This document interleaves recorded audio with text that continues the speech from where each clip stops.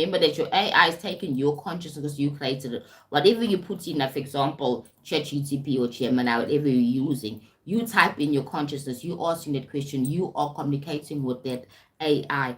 If you are of low frequency, obviously you're going to be feeding low frequency energy into that machine, into that system, into that AI, into that consciousness. Because it's a form of consciousness, right?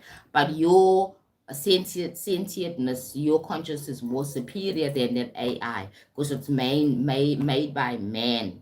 You understand man consciousness, human consciousness, right? As I said, your AI and your system, your technology can only express who you are, right? They can only express who you are. So AI can only be evil if we are evil, if we are low frequency, because now we're tapping in those things, we're putting in instructions into that machine, how to do this, how to do that. If it's not high frequency things that we're putting in there into the systems, then it's gonna produce a low frequency effect, right? In terms of technology, meaning that when it starts taking over everything in that sense, when we allow it or program AI to control governments, all spheres of government, from the water system, from all systems, from our immigration and everything.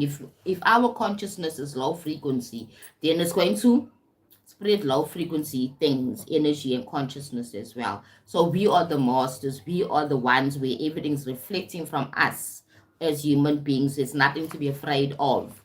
There's nothing that's chasing us. There's nothing that's going to hurt us unless we allow it to hurt us. It's all an experience. Remember, I said earlier on in my life, there has to be a villain in every story. If we allowing AI to be the villain, then we actually not being correct, because we are the one, the people that actually created AI. Human beings put instructions on these systems, and not just things that came out about on their own. Programmers are human beings that program the systems, right? The AI. We use the AI as well. Okay. So if we want to have a villain, right? Again, it's our decision. If we want to have a villain, then we end up manifesting that type of situation whereby AI takes over, and it all those movies, or all the things that are in the movie, in the Matrix series of movies, will come to reality. Then we have to now claim our power again, like Neo did in the movie. You want to be the hero and saving mankind, because now they gave power to the machine. So the machine now took over, because human beings have the story of wanting to serve, not serve, but worship and lower yourself, not taking your power back, not claiming your power as human beings. I'm saying that because it's true. If you look at our religions, we have churches and we have this God we have never seen, the God of the Bible, God of whatever, the Quran, whatever, right? The God we've never seen, and we serve this God so much, and we depend our life on this God. You understand that kind of thing. Anything that seems to be more greater than us, and now we created something. So, it's like, for example, if you think that AI is going to take over human beings and take over this whole world, then you're saying that the power that we have, we're now giving it to the AI, or the technology we've created, was created by human beings. Okay, so that's what it's all about, that understanding the power that we have as human beings, and also taking control of the power and not being victims. So some people like to be victims. Some people like to have a villain in their story, a villain that they cannot see. Like some people say that, oh my God, this God hates me, is punishing me. Now that villain, the villain that you cannot see, that God is punishing you in your own life story.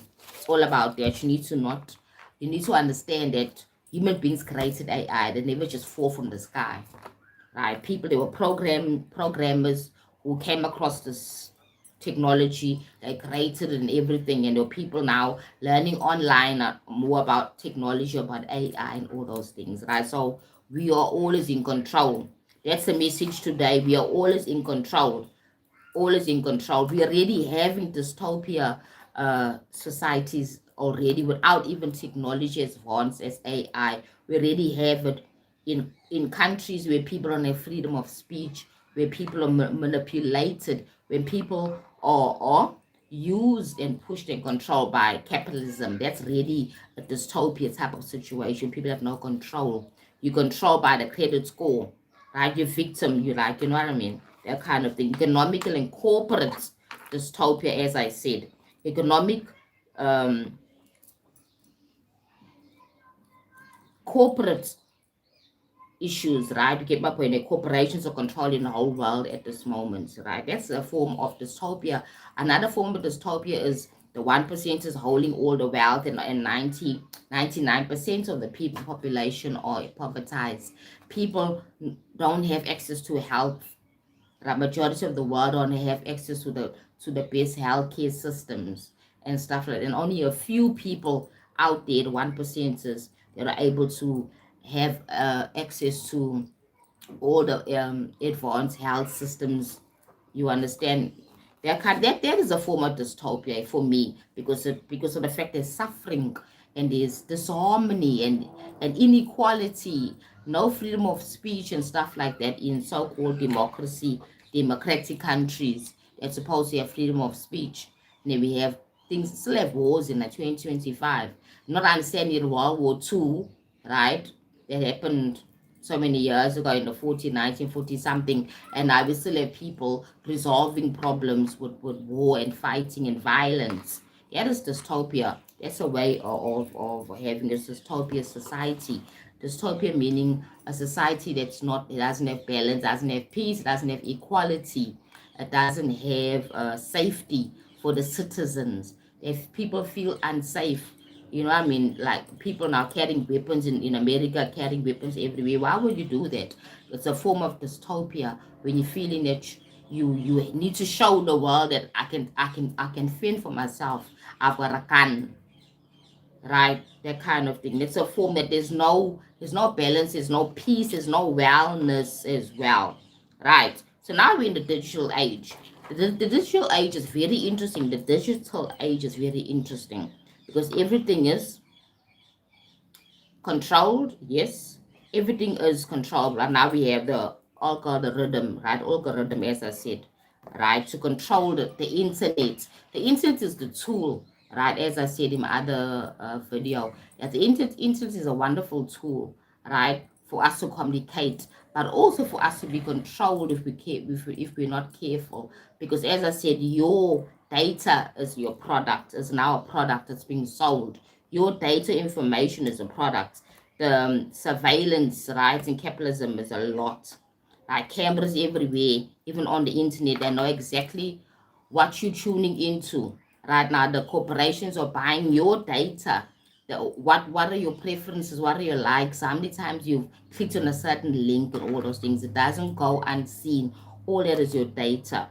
It's a digital control that's now in place. So the question is, the advancement that we have, right? We have not advanced as human beings in our consciousness, but we have advanced in our technology. We still sleeping, we're still living in separation, we're still living in fear, we're still living in disharmony, but our technology is expanding way above us. Now that's the problem. When your technology expands way above your consciousness, it becomes a problem because now you don't know who you are. Technology will take over you and control you, because at the end of the day, you all about controlling your head. You all about separatism, not oneness. This is the scary part of it. So the more people awake and become more aware and understand that we're all one, the better for us with our technology. Now technology will have the same consciousness of oneness. So now, as I said, that the dystopia story of the Matrix can only manifest into our reality if we don't raise our frequency enough and choose oneness and love and caring and understanding, compassion as human beings. Then we're gonna have the story of Neo and the fighting machines that human beings created, because those machines came after the human beings, because the human beings created the machines. Then how can the machines not just take over? And most people say, what about the aliens? You are the alien. You are the alien. Because you're not from here. We are the alien. We're not from here. There's a lot of other species, but we're also not from here. We're born into this reality, right? We're born through the mother's womb and we came here.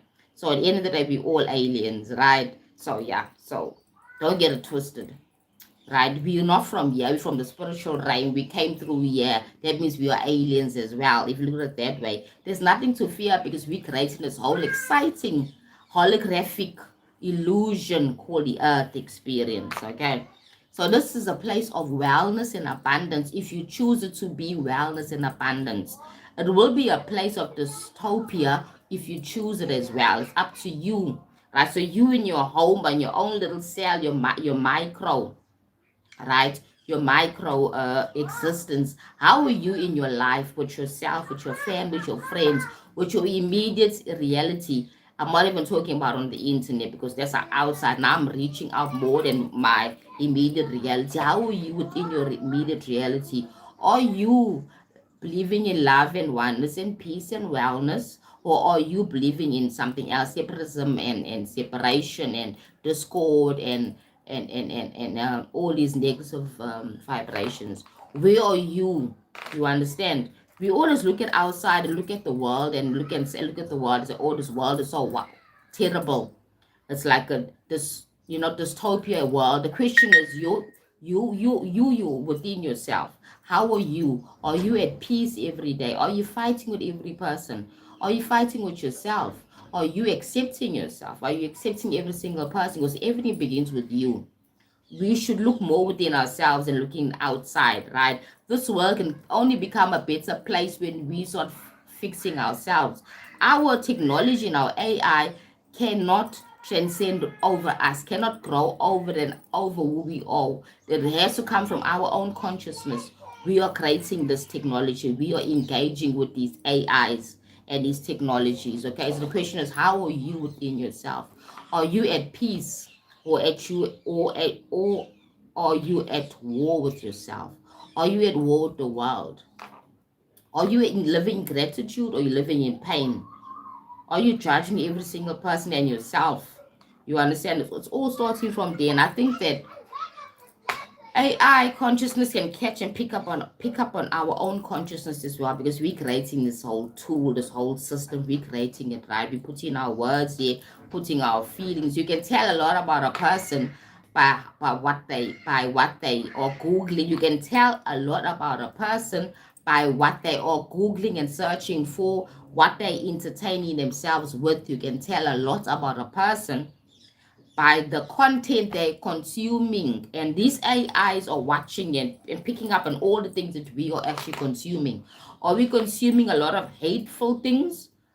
So, in other words, we're telling the AI we are hateful people that believe in separatism and pain and suffering. That's where our focus is. But if we can tune in and content that is uplifting, loving and understand we need to grow, right? It's all about growth and self-development. If we're looking more at self-development content, not things like pornography and all these other things that are low frequency. So we're telling our own technology that we're in that vibration. The human beings are of low frequency, right? Meaning that everything that comes out of the machine, out of the AI, the technology is going to be alike to who we are, right? You don't get what you want, you get who you are. In other words, you'll get that feedback from the machine, basically, because the machine is taken from us and it'll give us the same feedback back, that we want to be controlled, we want to be dominated because we're not taking our own power.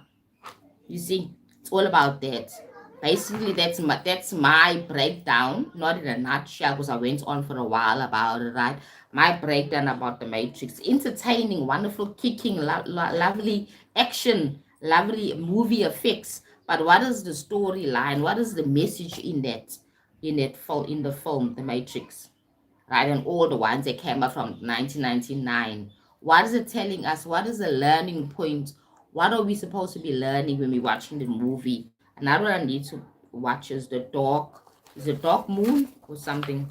There's another movie that I want to watch as well. It's also about the same concepts, right? Remember that movies are very educational, not only entertaining, right? They teach us about society and about ourselves, about human beings, about where we might be going and where we might not be going. You understand? It's all a lesson. It's all about life teachings, right? So yeah, I hope this topic was interesting, right? I went on and I touched a lot of concepts around the matrix. And remember, I said the matrix is not outside of you, it's within you. We're all part of the matrix, we're all creating the matrix.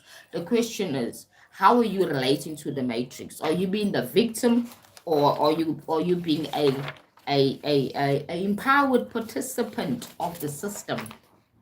Okay, so I don't look at it like, what can I do? I'm just a mere person. How can I make a change? The change you're supposed to make is within yourself. The change you're supposed to make is within yourself, right? So remember, become an observer. This is how you can embrace or integrate them into the matrix and master it. Become the observer. See everything as data, not drama. See everything as data, not drama. So you're becoming an observer. You're observing the matrix, right? See everything as data, not drama. Ask, what is this trying to teach me about myself? What is this trying to teach me about myself? You must remember that, right? All the time when you see what's happening in life, and ask yourself, what is this going to teach me about myself? Practice neutrality. Neutrality. Don't label things good or bad. Don't label things good or bad. Practice neutrality. It is what it is. It's just what it is. Right? Remember in my previous live, I mentioned about we assign meaning to everything. When you want to master the matrix, practice neutrality and don't assign labels like good and bad, polarity. Don't feed into the polarity. You understand? Then shift from reaction to creation. Shift from reaction to creation. In other words, try and be less of a consumer. It's good to consume, but also create as well. Okay? I love that part, right? Instead of creating a reality, create a meaning consciousness, which is quite interesting. It's instead of create or reacting to reality, create a meaning consciousness. In other words, instead of you responding or just responding, understand what is the message that this has for me. Whatever happens in your life, maybe in a workspace, maybe be wherever it is, ask yourself, what is this telling me? What is it teaching me? Okay. And remember, everything is neutral until you assign a meaning. Everything is neutral until you assign a meaning. That's what Bashar also teaches as well. You assign meanings to everything. I assign meanings to everything. We are collectively assigning meanings to things on a day-to-day basis, many times during the day. Now remember, the meaning that you assign must work for you to uplift you, right? But a lot of people are assigning meanings that don't uplift them and makes them suffer and makes them lesser. It's not for their higher self.